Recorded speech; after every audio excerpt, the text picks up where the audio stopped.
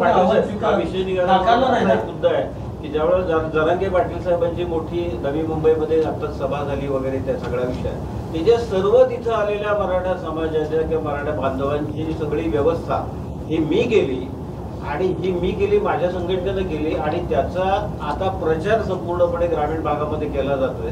तर याच्याविषयी तुमचं काय भाष्य आहे? तुम्ही त्यावेळेला काही मदत केली नव्हती का? मौका पे चौका, एकदम परफेक्ट उत्तर यायला. नवी मुंबईमध्ये जरांगे पाटील येणार होते यासाठी नवी मुंबईच्या प्रत्येक मराठा बांधवांनी आपलं योगदान दिलेलं आहे. गुजराती, मुस्लिम, मराठी या सगळ्या भाषिकाच्या लोकांनी आपल्या आपल्या APMC मार्केटमधून पैसा गोळा केला, अन्नधान्य गोळा केलं. आमच्या माथाडी कामगारांनी आणि वारणाऱ्यांनी स्वतःचं योगदान दिलं आहे आणि ते जेवणाचं नियोजन केलं.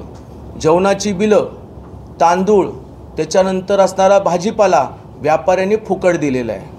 जे भाकऱ्या आल्या त्या भाकऱ्या आमच्या नवी मुंबईच्या असणाऱ्या ग्रामीण भागातील असणारा जो शेतकरी वर्ग नवी मुंबईला स्थलांतर झाला, नोकर वर्ग आहे, माथाडी कामगार आहे, यांच्या घरातून स्वतः भगिनींनी भाकरी आणलेली आहे.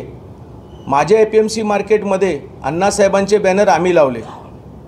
आम्ही आमच्या नावाचा कुठेही वापर केला नाही. अण्णासाहेबांची संघटना म्हणून आमची पतपेढी, आमची ग्राहक सोसायटी, आमची युनियन, आमचे कार्यकर्ते सामान्य माणसांसारखे काम करत होते. आम्ही रील काढत बसलो नाही. आमच्या कुठल्याही व्यापाऱ्यांनी स्वतःची प्रसिद्धी केलेली नाही. आमच्या कुठल्याही वारणाऱ्यांनी, ज्यांनी कुणी 10,000 दिले, ज्यांनी कुणी 50,000 दिले, ज्यांनी व्यक्तिशक्तीप्रमाणे तांदूळ दिलं, त्यांनी कुठेही प्रसिद्धी केलेली नाही. आता कुणाला स्वतःचं बॅनर स्वतःच लावून घ्यायचं असेल आणि पाठ थोपटायची असेल तर आम्ही तर त्याला काही करू शकत नाही. वाढप्याला पण नव्हते, ते रील बनवायसाठी आले होते. आजकाल सोशल मीडियामध्ये रील्स भरपूर चालतात ना, ते रील्स बनवायला आले होते. झालेल्या पत्रकार परिषदेमध्ये